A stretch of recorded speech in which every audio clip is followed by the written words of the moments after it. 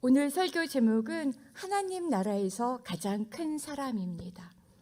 성경에는 가장 큰 사람에 대해서 세 사람을 기록해서 소개하고 있습니다. 떠오르시는 세상 가장 큰 사람, 성경에서 기록된 가장 큰 사람 혹시 있으십니까?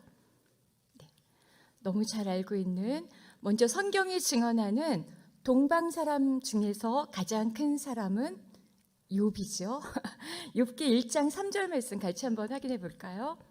읽겠습니다.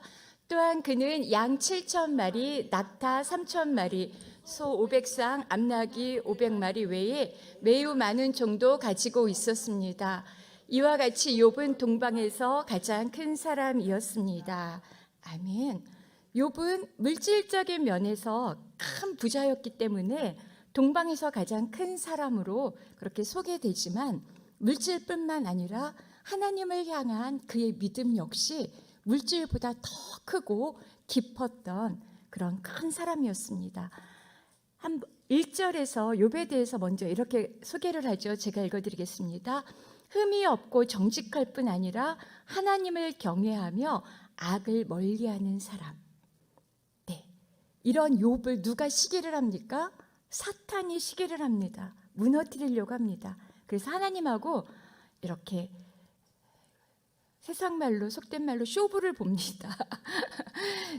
하나님이 복을 주셨기 때문에, 물질적으로 많이 주셨기 때문에 이 사람이 이렇게 하나님을 믿고 있습니다. 경건하게 살고 있습니다. 물질을 다 빼앗아 가봅시다. 그러면 하나님을 저주할 것입니다. 그래서 사탄이 하나님의 허락하에 마음대로 해봐. 그 대신 욥의 생명은 건들지 말고 그 위의 것은 사탄 네 마음대로 해봐. 내 사람 욥은 절대 넘어가지 않을 거야. 하나님께서 믿어주시는 욥이었죠. 그 하나님의 신뢰를 그렇게 무너뜨리지 않고 욥은 정말 사탄에 의해서 하루아침에 모든 재산을 다 빼앗깁니다. 재산뿐만 아니라 아들과 딸들까지도 다 죽임을 당합니다. 아들이 몇 명 있는지 아세요? 네, 아들 7과 딸 3. 굉장히 다복한 가정이었는데 이 아들 7과 딸 셋이 하루아침에 죽임을 당합니다. 그런 다음에 사탄의 그 기대와 달리 욥은 이렇게 고백을 하죠. 욥기 1장 21절에서 22절 말씀 같이 읽겠습니다. 말했습니다. 내가 내 어머니의 모태에서 벌거벗고 나왔으니 떠날 때도 벌거벗고 갈 것입니다. 여호와께서 주신 것을 여호와께서 가져가시니 여호와의 이름이 찬양받으시기를 바랍니다. 이 모든 일에도 불구하고 욥은 죄를 짓거나 하나님을 원망하지 않았습니다. 아멘.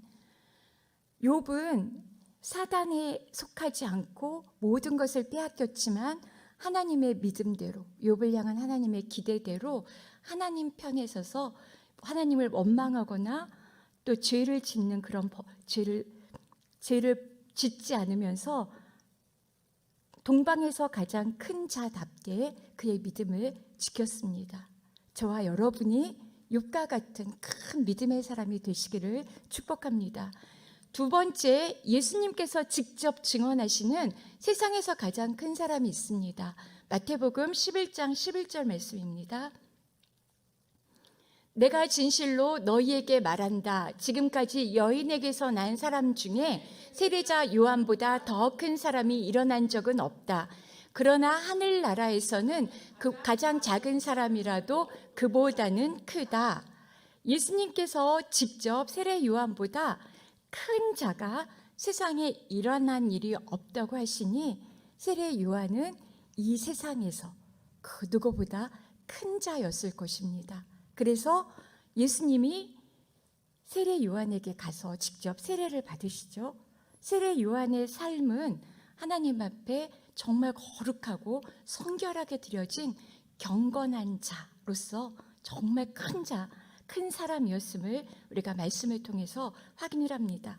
그런데 세례 요한에 대한 증언 마지막에 예수님께서 이렇게 말씀하시죠. 그러나 천국에서는 극히 작은 자라도 저보다 크니라. 천국에서는 세례 요한보다 천국에서 가장 작은 자라도 이 세상에서 가장 큰 자로 예수님의 그 신임을 받았던 세례 요한보다 더 크다고 하십니다. 천국에서 가장 작은 자는 이 세상에서 가장 큰 자보다 크다는 사실을 믿으십니까? 아멘. 저와 여러분이 하나님 나라에 간다면 저희는 모두가 세례 요한보다 큰 사람이 됩니다. 하나님께서 그걸 보증해 주십니다.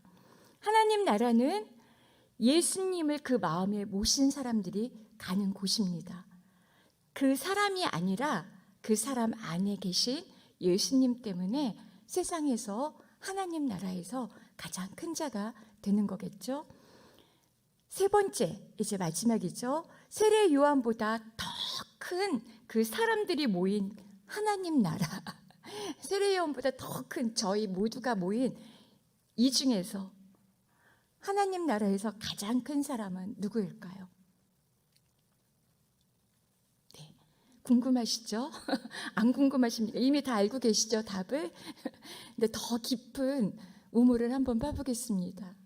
하나님 나라에서 가장 큰 사람은 바로 오늘 본문의 주인공이기도 하고 예수님이 증언하는 하나님 나라에서 가장 큰 자, 그 사람은 바로 마태복음 18장 4절 오늘 본문입니다. 같이 읽어보겠습니다.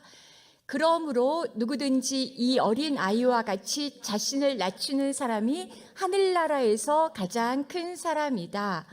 하늘나라에서 가장 큰 사람은 어린아이 같이 자신을 낮추는 사람입니다. 어린아이가 아닙니다. 어린아이 같이 자신을 낮추는 사람입니다. 어린아이 같이 자신을 낮추는 사람이 하나님 나라에서 가장 큰 사람이다. 예수님이 이렇게 말씀하신 그 속 깊은 의미는 무엇일까요?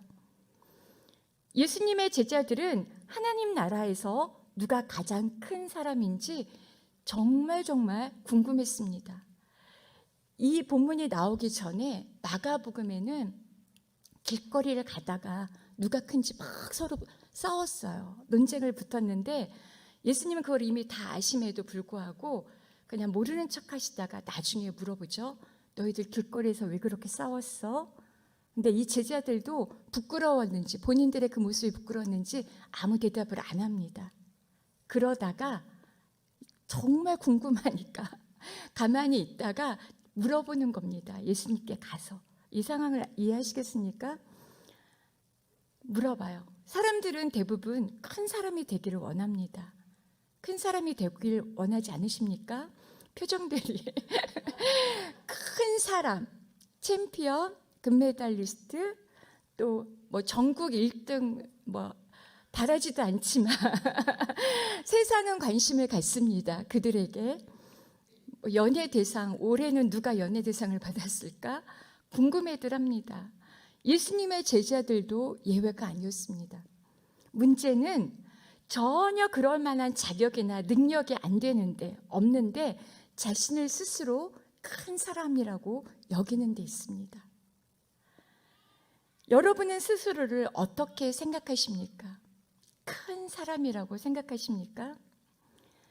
있다면 언제 내가 큰 사람이라고 여기고 있다면 어떤 이유와 근거로 자신을 나는 이 세상에서 최고야, 큰 사람이라고 그렇게 생각하셨습니까? 예수님의 제자들은 각자 아마도 자신이 가장 큰 사람이길 바라면서 예수님께 나아갔던 것 같습니다. 1절 다 같이 한번 읽어보겠습니다. 1절 시작. 그때 제자들이 예수께 다가와 물었습니다. 하늘나라에서는 누가 가장 큰 사람입니까? 그때 제자들은 그게 너무 알고 싶었어요. 그때 하필이면 그때는 어떤 사람 언제입니까? 오늘 보면 바로 앞부분 마태복음 17장 마지막 부분에 의하면 그곳에서 반세겔의 성전세를 낸 때입니다. 성전세는 1년에 딱 한 번 냅니다. 언제 내냐면 아달월, 매년 아달월, 우리가 사용하는 태양력으로는 2월과 3월 그 어느 때쯤입니다. 15일경에 딱 한 번씩 내는데 이때는 구체적으로 예수님께서 돌아가시는 니산월, 우리 달력으로 3월과 4월 그 달이 되기 한 달 전입니다.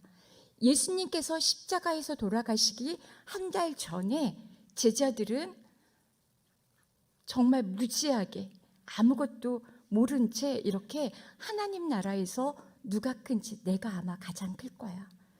예수님께서 그동안 말씀을 많이 나누셨죠. 제자들에게 십자가 고난을 당할 것과 죽음에 대해서 여러 차례 나누셨어요. 그리고 바로 며칠 전에, 얼마 전에 딱 한 번, 하지만 죽음 이후에 3일 만에 부활할 것과 그때 이제 하나님의 영광으로 부활 영광을 임하면서 하나님의 나라가 본격적으로 도래될 것이라는 것들을 나누었습니다. 그리고 그 바로 앞에 변화산에서의 그 엄청난 하나님의 영광을 예수님을 통해서 보게 되죠. 베드로, 요한, 야고보 이 세 제자는 드디어 우리의 세상이 되었구나. 이제 곧 있으면, 얼마 안 있으면 예수님께서 왕으로 임하셔서 예수님의 왕이 다스리시는 그 나라가 될 테고, 우리 제자들은 반드시 그 나라에 가장 우두머리, 가장 높은 자리를 차지하게 될 거야. 그런 기대들을 다 갖고 있는 것입니다.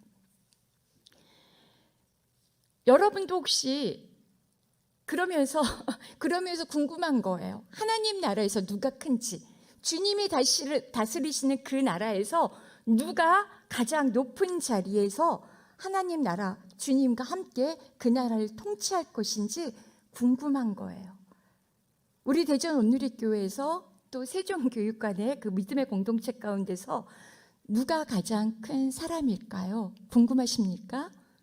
전혀. 궁금하세요? 네, 궁금하다는 건 내가 아마 가장 클걸? 이런 생각을 갖고 있어서 그렇지 않을까요? 나보다 더 큰 사람이 누구지? 힘겨루기 하는 사람들이 대부분 딱 머릿속에 들어가면 나보다 더 힘센 사람이 누구지? 찾는다고 합니다. 네, 자기가 가장 크다고 착각하기 때문에. 어쨌든 그것이 알고 싶지는 않으시죠? 알고 싶으셔도 괜찮습니다. 정말 예수님이 인정하시는 가장 큰 사람이 있다면 그 사람은 저와 여러분이 되어야 합니다. 예수님께서, 제자들이 원하는 그 가장 큰 사람이 아니라 예수님께서 인정하시는 이 세상에서뿐만 아니라 하나님 나라에서 가장 큰 사람, 그 사람이 저와 여러분이 되시기를 주님의 이름으로 축복합니다.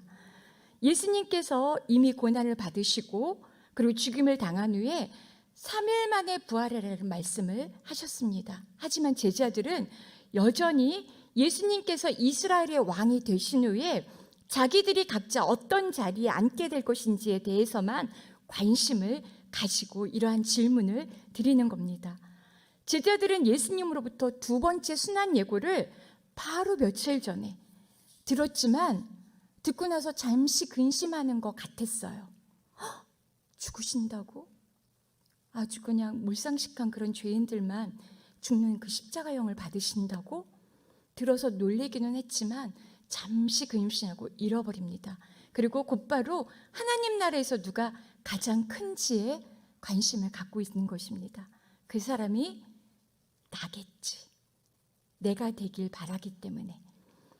어떤 성품을 가진 자가 큰 사람입니까? 하나님 나라에서는 어떤 성품을 가진 사람이 큰 사람입니까? 라고 묻는 게 아닙니다. 그렇게 묻는다면 이 제자들은 아주 훌륭한 사람이겠죠. 우리 중에 가장 큰 사람은 누구입니까? 그건 바로 나일 거란, 내가 하나님께 인정받는 그런 사람일 거라는 기대와 부푼 마음을 품고 내가 바로 최고야, 이런 생각으로 질문하고 있는 것입니다. 하나님 나라는 어떤 곳입니까? 하나님 나라, 로마서 14장 17절 말씀 기억하십니까? 암송해 보겠습니다. 자막 준비 안 했습니다. 여기도 없어요. 여기 준비 안 했습니다. 하나님의 나라는 먹고 마시는 것이 아니라 오직 성령 안에서 의와 평강과 희락이라. 지금 이 주제로 저희가 6월까지 예배를 드립니다. 하나님 나라 기쁨. 하나님의 나라는 이 땅에 속해서 우리가 먹고 마시면서 누리는 그 나라가 아니라 눈에 보이지 않는 영적인 나라입니다. 예수님께서 오심으로 시작이 되었지만 십자가 죽음과 부활의 영광 이후에 성령 안에서 그를 믿는 모든 자들에게 허락해 주신 놀라운, 이 땅이 절대 줄 수 없는 그 의와 평강과 희락, 그것을 누릴 수 있는 나라가 하나님의 나라입니다. 그러나 제자들은 그들이 듣기에 좋은 이 나라가 임하기 위해서는 반드시 십자가 고난이 있어야 합니다. 그런데 이 제자들은 십자가 고난을 그냥 지나쳐버리고 무시해버리고 하나님 부활의 영광, 하나님 나라의 영광에만 초점을 맞추고 듣고 싶은 대로 듣고 그것만 기억하면서 부풀어 있는 것입니다. 영광만 새겨들은 제자들은 지금 세속적 권력에 대한 관심으로 충만해서 십자가 고난을 앞두고 있는 이 상황에서 전혀 어울리지 않는 권력, 힘, 높은 자리에 대한 그런 허황된 꿈을 꾸면서 자리 다툼을 하고 있습니다. 상황 파악을 전혀 못하고 있죠. 대부분의 많은 사람들이 특권과 영광에 대해서 말하기와 듣기를 좋아합니다. 특권과 영광을 누리려고만 합니다. 수고하고 고통스러운 일, 짐을 지고 내가 져야 될 십자가를 지는 일에 대해서는 그냥 지나쳐버립니다. 여러분의 십자가를 잘 지고 계시리라고 믿습니다. 십자가 이후에 부활의 영광이 있는 것입니다. 십자가의 고난 없이는 부활의 영광은 없습니다. 우리는 이 땅에서 하나님의 나라를 이루어가면서 마지막 예수님께서 오시는 날에 완성될 그 나라를 향하여 나가면서 그리스도의 남은 고난을 채우는 제자들로 부르셨다는 것을 알고 계시죠? 우리는 고난받는 그리스도의 제자들입니다. 고난받는 것을 이상하게 여기시면 안 됩니다. 영광, 하나님은 반드시 영광 가운데 우리를 불러주시고 세워주실 겁니다. 그 전에 그리스도의 남은 고난을 우리는 이 땅 가운데에서 채워야 합니다. 제자들은 지금 그러한 고난이 없는 영광을 기대하면서 분수에 맞지도 않고 하나님 나라에 어울리지도 않는, 하나님 나라에 예수님의 제자들에게 전혀 어울리지 않는 그런 세상의 높은 지위, 그 권력을 꿈꾸고 있는 것입니다. 하나님 나라에서 누가 가장 큰 사람입니까? 몹시 궁금해합니다. 나겠지. 예수님이 내 이름을 불러주시겠지? 이러한 제자들의 예수님에 대한 무지와 몰 이해는 예수님께서 십자가에서 돌아가시고 부활하실 때까지 계속되었습니다. 저와 여러분이 그렇지 않으리라고 어떻게 보장하겠습니까? 이 제자들처럼 이 세상에 있는 동안에는 너무나 죄의 권세가 세력이 있으니까 예수님께 이 말씀을 올바르게 이해하지 못하면 예수님께 속한 듯 하지만 전혀 엉뚱한 데서 우리의 꿈, 희망을 찾아서 엉뚱한 그 길을 가고 있을 수도 있습니다. 주님과 3년을 함께 동거동락한 제자라면 주님이 왕으로 통치하실 그 나라에서 누가 제일 큽니까? 라고 물을 것이 아니라 어떻게 하면 능력과 은혜를 받아서 주님과 함께 고난을 받을 수 있습니까? 라고 물어야 하는 것이 맞습니다. 저와 여러분이 날마다 하나님 앞에서 드려야 하는 질문이 바로 이 질문입니다. 교회에서, 저희 공동체에서 누가 가장 큽니까? 가 아니라 어떻게 해야 능력과 은혜를 받아서 주님의 고난, 주님과 함께 고난을 받을 수 있을까요? 한번 같이 해보시겠습니까? 어떻게 하면 능력과 은혜를 받아서 주님과 함께 고난을 받을 수 있겠습니까? 이 질문을 꼭 기억하세요. 오늘 다른 거 기억 안 하셔도 됩니다. 이 질문만 갖고 가셔도 이기시는 겁니다. 아무나 십자가를 지지 못합니다. 아무나 순교를 하지 못합니다. 누구나 선교사로 저 아프리카 오지나 저기 아무도 가지 않는 그 땅을 가지 못합니다. 은혜와 능력이 임할 때, 주님의 부르심이 있을 때 우리는 십자가를 지고 고난을 감당할 수 있습니다. 그것을 위해서 제자들을 불러주셨고 훈련시키셨고, 그동안 예수님은 3년 동안 이 제자들을 그렇게 가르치셨는데, 이들은 지금 예수님의 그 모든 것들을 다 무산시키면서 자리다툼을 하고 있는 것입니다. 예수님 마음이 어땠을까요? 저 같았으면 그냥 다 돌아가. 너희들 다 필요 없어 이랬을 텐데, 예수님은 누가 가장 큰 사람일까요? 이 묻는 이들을 꼭 붙들고 있습니다. 베드로가 가장 큰, 끝까지 한번 제가, 그러면 이 제자들 중에 누가 제일 가장 큰 사람일까요? 그래도 하나님 보시기에 우리들 중에 그래도 큰 사람이 있지 않을까요? 끝까지 저도 한번 물어봤어요. 베드로일까요? 베드로는 정말 예수님의 어떤 질문에도 가장 먼저 가장 모범적인 대답을 했던 그런 제자죠. 수석 발언자입니다. 수석 발언자. 주는 그리스도시요 살아계신 하나님의 아들이십니다. 너무 명확한 답을 드렸던, 또 천국 열쇠가 베드로에게 주어졌죠. 베드로는 아마 주님의 집에서 자신이 국무 대신이 되리라고 철석같이 믿었을 것 같습니다. 그렇죠? 저도 그렇게 생각이 듭니다. 유다는 어땠을까요? 유다, 예수님을 나중에는 팔아넘겼지만 돈주머니를 차고 있습니다. 돈주머니를 차고 있는 이 권세가 또 얼마나 컸겠습니까? 지금은 비록 제일 말단에 있지만 재무장관이 되지 않을까? 예수님이 나를 재무장관으로 분명히 세워주실 거야. 시몬과 유다, 가룟 유다가 아닌 다른 시몬과 유다는 예수님의 가장 가까운 친척입니다. 예수님의 친척인데 설마 나 몰라라 하겠어? 나도 높은 자리에 앉을 거야. 요한은 예수님의 사랑을 받는 제자이고 또 왕의 총애를 받는 자입니다. 왕이 되신다면 가장 사랑하는 자를 옆에 놓고 예수님도 그와 함께 하시지 않겠습니까? 안드레는 어떻습니까?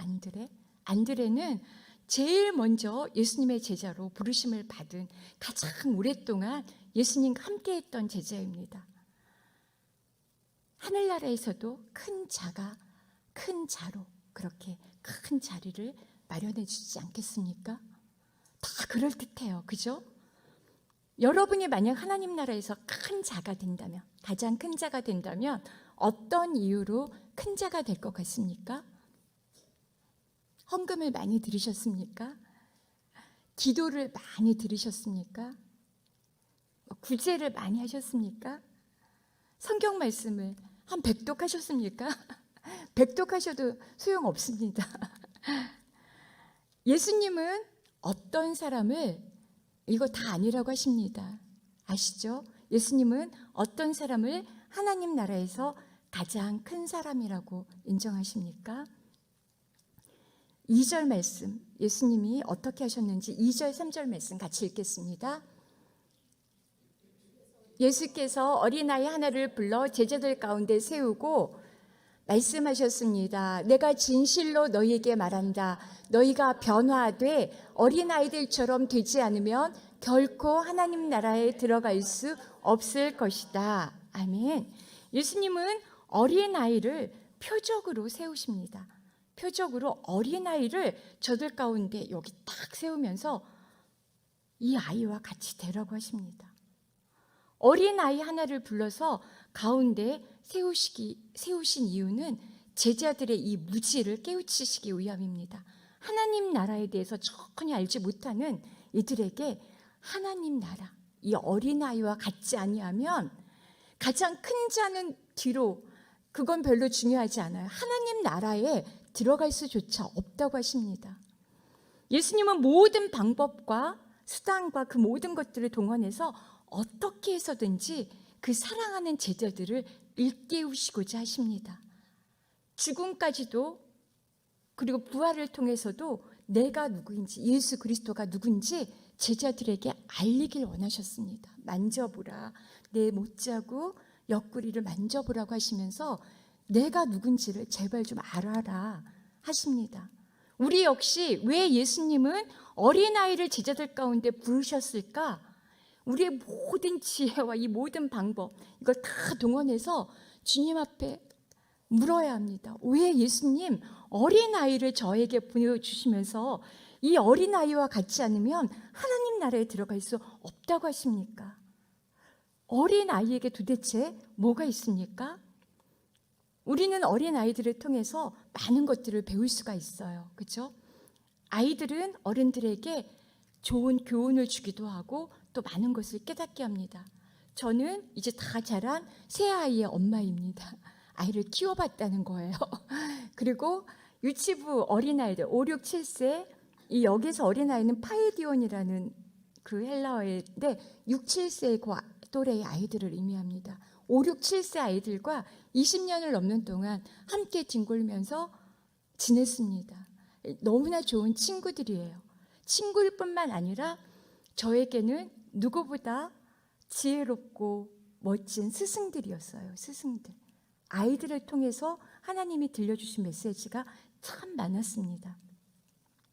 예수님께서 어린 아이를 통해 제자들에게 주시고자 했던 것은 아이들의 순수함일까요?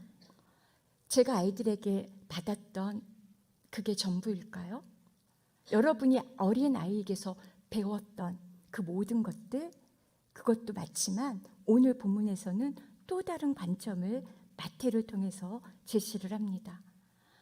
먼저 어린아이를 통해서 우리에게 주시고자 하는 말씀은 변화되어야 한다. 변화되어야 한다. 돌이켜야 한다는 것입니다. 3절에서 말씀하시죠. 내가 너희에게 진실로 너희에게 말한다. 너희가 변화돼 어린아이들처럼 되지 않으면 변화돼 하나님 나라에서 한 자리를 차지하기 전에 먼저 너희의 마음과 기질과 너희 자신 하나님 나라에 대해 생각하는 그 모든 잘못된 것들 거기에서 돌이키지 않으면 변화되지 않으면 하나님 나라에 들어갈 수조차 없다고 하십니다. 내가 회복해야 될 어린 아이와 같은 그것은 무엇입니까? 너희 안에 있는 교만과 야망, 명예욕, 권세욕들을 회개하고 변화되어 참된 자신을 회복해야 한다고 말씀하십니다. 우리에게는 본래 죄된 상태에서 원래 죄인된 그 상태에서 변화되는 그 단계가 첫 번째 단계가 있죠. 뭡니까? 로마서에서 말씀하시는 칭의. 우리의 예수님을 구주로 고백하면서 얻게 되는 의롭게 하시는 그 선물, 칭의입니다. 예수님을 반드시 고백해야지 믿어야지 우리는 의롭게 될 수 있습니다. 첫 번째 칭의. 예수님 믿습니다. 이 고백으로만 끝나지 않습니다. 살아가면서 우리는 계속 죄로 넘어집니다. 그때마다 돌이켜서 우리는 그릇된 길에서 바른 길로 돌이켜야 합니다. 그게 뭐죠? 성화. 내가 잘못할 때마다 수없이 잘못합니다. 그때마다 수백 번, 수천 번이라도 주께로 돌아와서 내 잘못을 회개하고 돌이키는 성화의 과정이 구원을 얻기까지 마지막 날까지 반드시 필요합니다. 변화되어야 합니다. 잘못된 사고, 생각, 마음의 습관들에서 돌이켜야 한다고 오늘 제자들도 예수님과 3년 동안 함께 있고 예수님이 누구인지 누구보다 잘 알고 있는 이 제자들조차도 회개를 해서 돌이켜야 하나님 나라에 갈 수가 있습니다. 날마다 우리는 이것들을 회개도 엄청난 은혜입니다. 우리가 정말 마음을 다해 애통해 하면서 내 죄에 대해서 회개할 때 온전한 자유가 임합니다. 다 경험하고 계시죠? 그 자유함 가운데서 우리는 예수님께서 하나님 나라에서 가장 큰 자로 여겨주시는 어린아이가 될 수 있습니다. 둘째, 너희는 어린아이와 같이 되어야 한다. 어린아이와 같이. 돌이켜 회개하여 변화된 결과는 어린아이가 되는 것입니다. 어린아이 같이 되는 것입니다. 어린아이들처럼 되지 않으면 결코 하나님 나라에 들어갈 수 없을 것이다. 하나님 나라에서 누가 큰지 작은 사람인지보다 더 중요한 것은 하나님 나라에 들어가기 전에 들어가기 위해서 반드시 어린아이처럼 되어야 합니다. 어린아이를 볼 때마다 나는 쟤처럼 되어야 돼. 어린아이처럼 되어야 돼. 이걸 날마다 떠올리시길 바랍니다. 오늘 마음에 깊이 새기세요. 내가 회복해야 될 모습은 어린아이의 모습입니다. 어린아이처럼 된다는 것은 하나님의 나라에 들어가려면 어린아이처럼 순수해야 된다는 말일까요? 어린아이가 순수합니까? 여러분의 자녀가 어렸을 때 5, 6, 7살 때 순수했나요? 순수하기도 했고 결코 순수하지 않았습니다. 말을 잘 듣기는 하죠. 그런데 고집도 엄청나게 셉니다. 거짓말도 잘하고 양보는 어쩌면 그렇게 못하는지 이거 다 내 거야 욕심을 부리고 또 엄청나게 많죠. 말도 안 되는 떼쟁이에다가 결코 순수하지 않습니다. 순수하지 않아요. 그럼에도 불구하고 어린아이는 분명히 어른인 우리들과 구별되는 특징들이 있습니다. 어른들이 본받아야 될 귀한 모습들이 있습니다. 성경에서 높이 평가하는 어린아이의 모습이 있습니다. 이 제자들처럼 높은 데 마음을 두지 않습니다. 몰라요. 높은 것, 높은 그 자리를 탐내거나 세상에서 크게 출세할 계획이 전혀 없습니다. 그냥 지금 있는 자리, 그 자리가 그냥 시장 바닥이든 왕궁이든 전혀 개의치 않습니다. 내가 입고 있는 옷이 누더기든 구멍 뻥뻥 뚫린 남들이 입다가 버린 그 옷을 걸치고 있든 비단 옷으로 깨끗하고 아름답게 입고 있든 아이들에게는 그게 문제가 되지 않습니다. 내 친구가 내가 만나야 될 그 친구가 왕의 자녀이든 저 종의 자녀이든 거지 길거리에 있는 그런 아이들이든 상관없이 다 친구가 되는 너무나 귀한 성품을 가지고 있습니다. 누구하고나 다 친구가 될 수 있습니다. 이러한 어린아이의 성품들은 분명히 우리가 하나님의 나라에 들어가기 위해서 필요한 귀한 성품들이기도 합니다.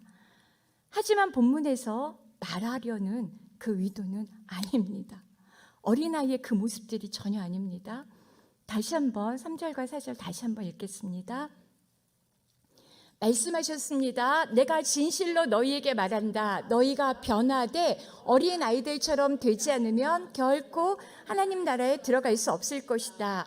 그러므로 누구든지 이 어린아이와 같이 자신을 낮추는 사람이 하늘나라에서 가장 큰 사람이다. 예수님의 의도, 어린아이를 제자들 가운데 세우신 의도는 어린아이의 이런 우리가 본받고 싶은 그런 순수함 그런 것도 물론 있겠지만 오늘은 마태는 자신을 낮추는 그 사람에게 초점을 맞추고 있습니다. 자신을 낮추는 것에 대해서 초점을 맞추고 있습니다. 어린아이같이 자신을 낮춘다는 것은 어린아이의 무력하고 천하고 낮은 당시의 사회적 위치를 말합니다. 어린아이는 사회적으로 결코 높은 위치에 있지 않았습니다. 지금은 하나밖에 없고 둘밖에 없어서 왕처럼 떠받들고 있지만 당시의 어린아이들은 정말 하찮은 존재들이었습니다. 하찮은 1세기 고대 중동 지역의 그 어린아이는 사회적으로 결코 바라고 어린아이가 되고 싶어요 이렇게 바라고 싶지 않은 아주 무력하고 낮은 아무 힘도 없는 그런 비천한 자였습니다. 어린아이는 권리가 없는 존재, 덜된 존재, 그런 존재일 뿐입니다. 여성과 함께, 여성들도 그랬죠.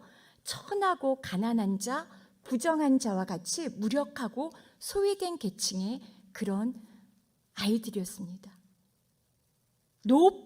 내가 가장 높은 사람일 거야, 착각 속에 있는 이 제자들에게 그냥 펀치를 날리신 겁니다.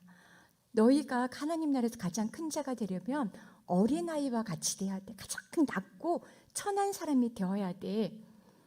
고대 그리스에서는 어린아이들은 이 부모들에게 어린아이는 버려질 권리가 있다고 합니다. 이 부모가 낳는데 아이가 별로 마음에 안 들어요. 버려도 상관없습니다. 이거 죄로 여기지도 않아요. 그리고 낯선 사람이 신생아를 데리고 갑니다. 가서 종으로 팔아버립니다. 노예로 팔아버리고 또 우리가 알고 있는 대로 우상숭배의 제물로 어린아이들을 바치기도 합니다. 오늘날에도 마찬가지죠. 잘 사는 우리나라를 포함해서 선진국의 아이들은 그래도 괜찮습니다. 그래도 우리나라에도 학대받는 아이들이 있습니다. 힘이 없기 때문에 저항할 수도 없고 공격할 수도 없는, 동격할 수 있는 힘이 없으니까 이 아이들은 그냥 어른들의 폭력의 대상이 됩니다. 학대를 받습니다. 아주 힘없게. 제3세계 아이들은 대부분의 아이들이 그렇습니다. 대부분의 아이들이 힘도 없고 연약한 그 아이들이 노동력을 착취당하고 또 성폭력을 당하고 어떻게 저항할 수 없는 힘이 없는 그 아이들은 어른들의 그 잘못된 어떤 삶의 어떤 수단이 되고는 합니다. 희생양이 되죠. 빈곤과 기아가 있을 때는 어린애들이 가장 먼저 희생양이 됩니다. 전쟁터에서도 마찬가지고요. 저항하거나 뭔가를 스스로 이룰 수 있는 힘이 없는 너무나 비천하고 연약한 존재입니다. 예수님께서 제자들에게 그런 어린아이와 같이 되라고 하시는 겁니다. 예수님 당시 어린아이는 가정에서, 사회에서 가장 작은 자였습니다. 가장 작은 자. 어른에게 종속되었기 때문에 굴림을 당하고 착취를 당했습니다. 모든 것들을. 그래서 변화되어 어린아이와 같이 되는 것은 자신의 모든 힘과 지위를 스스로 내려놓고 자기 낮춤의 행위를 하는 것을 의미합니다. 예수님의 제자이십니까? 그리스도의 제자이십니까? 어린아이 같이 되라고 하십니다. 내 모든 권리, 그 모든 것 다 내려놓고 내 힘 다 빼고 어린아이처럼 그렇게 무능력하고 힘이 없고 공격당하기만 하고 저항할 수도 없는 그런 어린아이와 같이 낮은 곳에 있으라 하십니다. 자기를 낮추다는 이 헬라어 동사는 단순한 의미의 겸손이 아닙니다. 멸시천대 굴욕을 당하면서까지 낮아지는 것을 의미합니다. 멸시천대 굴욕을 당하면서까지 예수님께서 낮아지셨습니다. 하나님과 동등됨을 취할 것으로 여기지 아니하시고 오히려 종의 형체를 가져 사람들과 같이 되었고 자기를 비워서 십자가에서 모든 고난, 순환, 수치 그 모든 것들을 당하셨습니다. 따라서 하나님의 백성의 자격으로서의 자기 낮춤이란 하나님의 말씀을 전하고 순종할 때 복음의 진리를 알지 못하는 사람들로부터 수모와 멸시를 당하는 것을 기뻐하는 상태를 의미합니다. 이것들을 그냥 당할 수 있으시겠습니까? 내 힘으로는 할 수가 없습니다. 이거 은혜가 필요합니다. 변화되어서 어린아이와 같이 되는 것은 은혜입니다. 은혜와 능력이 필요합니다. 위로부터 부어주시는 은혜와 능력이 없으면 이러한 수모와 멸시 천대를 받으면서 우리가 복음을 전할 수가 없습니다. 이제 이로부터 한 달 후에 예루살렘에서 모욕과 조롱을 받고 저주의 십자가를 지실 주님의 길을 그대로 따르는 것을 의미합니다. 그렇게 하기 위해서 제자를 부르셨습니다. 저와 여러분을 부르셨습니다. 가정으로, 직장으로, 이 믿음의 공동체로 여기에서 어린아이와 같이 자신을 낮추라고 하십니다. 내가 낮아졌다고 해서, 내가 수모를 당했다고 해서 애통해하고 화내고 속상해할 것이 아니라고 하십니다. 오히려 기뻐하라고 하십니다. 예수님께서 함께 하시기 때문입니다. 모든 그리스도인은 자기 인생을 예수님께 전적으로 의탁하고 맡겨진 사람입니다. 그렇게 하셨죠? 예수님께 여러분의 모든 인생을 다 맡기시기 바랍니다. 그래서 예수님은 누구든지 나를 따라오거든 자기를 부인하고, 나는 없습니다 하나님, 내 안에 사시는 것은 예수님이십니다. 자기 십자가를 지고 나를 따르지 않는 자는 결코 나의 제자가 될 수 없다. 결코 하나님 나라에 들어갈 수 없다고 하시는 것입니다. 어린아이와 같이 낮아진다는 것은 십자가를 지는 것입니다. 십자가. 모든 순환과 굴욕과 수모를 겪어야 한다는 것입니다. 어린아이들은 무엇을 먹을까, 무엇을 마실까 염려하지 않습니다. 어디서 살까 염려하지 않습니다. 가난과 지혜 없음과 헐벗음, 굶주림이 엄마의 품에 있기만 하면 아무 문제가 되지 않습니다. 자신에 대해서 지나치게 과대평가하거나 자기 비하로 괴롭히지도 않습니다. 나는 왜 이것밖에 안 돼? 이렇게 열등감에 시달리지도 않습니다. 이 어린아이들은 있는 모습 그대로, 가난하거나 부유하거나 높거나 낮거나 상관없이 그 상태를 부끄러워하지 않고 만족하는 존재가 바로 어린아이들입니다. 그렇죠? 여러분의 자녀들이 엄마만 있으면 그냥, 엄마 있으면 너무 괴롭습니까? 게임을 못하게 하니까, TV 못 보게 하니까. 그래도 엄마 없으면 이 아이들은 살아갈 수가 없습니다. 하나님 없이는 그리스도인들은 살아갈 수가 없습니다. 어린아이들은 자기 인생을 책임지지 않습니다. 책임질 힘과 능력이 없다는 것을 알아요. 우리는 우리 인생에 대해서 책임질 힘과 능력이 없는 어린아이와 같은 존재들입니다. 누가 우리 인생을 책임져 주십니까? 하나님을 전적으로 신뢰하고 엄마를 무조건 신뢰하며 떨어지지 않으려고 애쓰는 어린아이처럼 하나님께 떨어지면 나는 죽는다는 것을 알고 어떻게든 하나님께 붙어 있고자 하는 그 어린아이의 마음, 그것이 어린아이와 같이 낮아지는 것입니다. 광야가 됐든 바닷가가 됐든 정글 숲속에 그냥 뚝 떨어져서 있든 무인도에 있든 거기에 아이는 아무도 없어도 되지만 뭐 TV 없어도 되고 게임기 없어도 되고 다 없어도 돼요. 엄마만 있으면 됩니다. 우리에게는 누구만 있으면 됩니까? 하나님만 있으면 됩니다. 하나님만 있으면 엄마가 그 아이의 필요를 채워주듯이, 아무리 돈이 없어도 어떻게 쓰든 자녀의 필요를 채워주시듯이 하나님께서 우리의 필요를 다 아시고 채워주십니다. 필요한 것이 있으면 아이는 부모에게 손을 내밀기만 합니다. 이것이 이 어린아이의 사는 방법이 하나님 나라의 제자들이 사는 방법입니다. 저와 여러분은 하나님께 전적으로 내 삶을 맡기면 안 되는, 죽을 수밖에 없는 그런 무능력한 어린아이와 같은 자들입니다.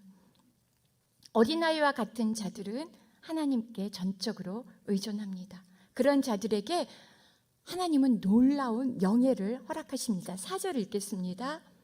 4절입니다. 그러므로 누구든지 이 어린아이와 같이 자신을 낮추는 사람이 하늘나라에서 가장 큰 사람이다. 제자들이 그토록 바라던 그 가장 큰 사람, 높은 자리는 이 세상에서 가장 낮은 사람들이 된다고 합니다. 차지한다고 합니다. 자신을 낮추는 어린아이와 같이 가장 낮은 자리에 기꺼이 가는 그 사람들을 하나님께서 가장 높여주십니다.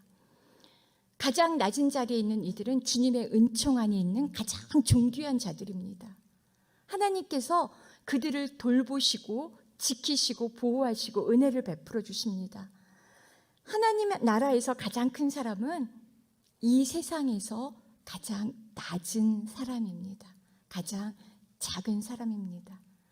자신을 낮추고 오직 하나님을 누리면서 나타내는 그 사람, 하나님만을 나타내는 그 사람은 하나님 나라에서뿐만 아니라 이 세상에서도, 우리 대전 온누리와 세종교육관 이 공동체에서도 가장 높임을 받는 사람이라고 믿습니다.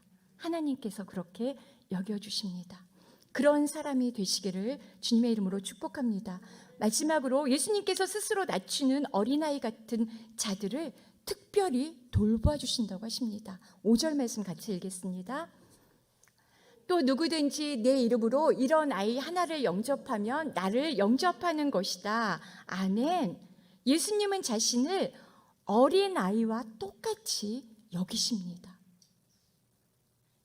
어린아이에게 베풀어진 친절은 우리가 어린아이에게 친절을 베풀고 그 아이를 영접하면, 그 아이를 축복하고 그 아이에게 하나님의 말씀, 복음을 전하고 가르치고 사랑하면 예수님은 그것을 당신에게 하신 것과 똑같이 여겨주신다는 것입니다. 어린아이를 영접한다는 것은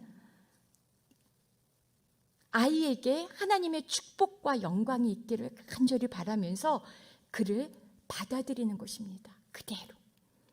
어린아이를 돕고 그에게 복음을 전하고 주님께로 인도할 때 우리는 그 아이에게서 누구를 만납니까? 예수님을 발견하고 예수님을 만납니다. 또 어린아이를 영접한다는 것은 천한 자리, 낮은 자리에 있는 모든 이들, 여러분이 생각하시는 여러분 주변에 있는 힘이 없고 낮은 자, 그들을 영접한다는 의미이기도 합니다. 힘이 없는 자, 누구인지 여러분 주변에 계시죠? 예수님은 낮고 비천한 자들의 주장을 지지해 주시고 그들을 보호해 주시고 염려해 주시고 선처해 주시는 분이심을 믿으십니까? 그와 같이 예수님처럼 그렇게 연약한 자, 힘이 없는 자, 남들이 가까이 하기를 꺼려하는 자들을 내가 영접하고 친절하게 돌보고 사랑을 베풀 때 우리는 그들에게서 예수님을 만날 수 있습니다. 예수님께서 그렇게 그들을 영접하셨습니다. 마태복음 10장 말씀 마지막으로 한 번 더 읽어보게. 마태복음 18장 10절 말씀입니다. 같이 읽겠습니다. 이 작은 사람들 가운데 한 명이라도 업신여기지 않도록 조심하라. 내가 너희에게 말한다. 하늘에서 그들의 천사들이 하늘에 계신 내 아버지의 얼굴을 항상 뵙고 있다. 아멘. 이 작은 자, 자신을 낮추는 자, 그들은 이 땅에서 가장 작은 자들입니다. 하지만 하나님 나라에서 그들은 가장 큰 자입니다.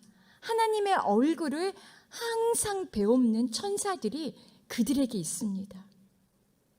내가 멸시하고 천대하는 그 사람의 천사들이 항상 하나님의 얼굴을 뵈면서 말을 합니다. 하나님의 얼굴을 항상 뵐 수 있는 천사는 너무나 고귀한 지위에 있는 이들이겠죠. 왕을 날마다 아련하는 신하는 고위 관직입니다. 그들이 이 낮고 천한, 내가 보잘것없게 여기는 이들과 함께 하신다고, 항상 그 천사들이 하나님을 뵙고 있다고 보증해 주십니다. 예수님의 말씀입니다. 믿으셔도 됩니다. 여러분이 가장 낮은 자의 자리에 처할 때 여러분의 천사가 여러분과 함께하면 하나님이 보내신 천사가 여러분을 지켜주고 보호해 줄 것입니다. 아멘. 저와 여러분이 이렇게 이 세상에서 가장 낮은 자, 가장 작은 자이지만 결코 작지 않은 그 자들을 섬기고 영접하면서 또 내가 그와 같이 낮은 자의 자리에 처하시면서 하나님 나라에서 가장 큰 사람 되시기를 주님의 이름으로 축복합니다.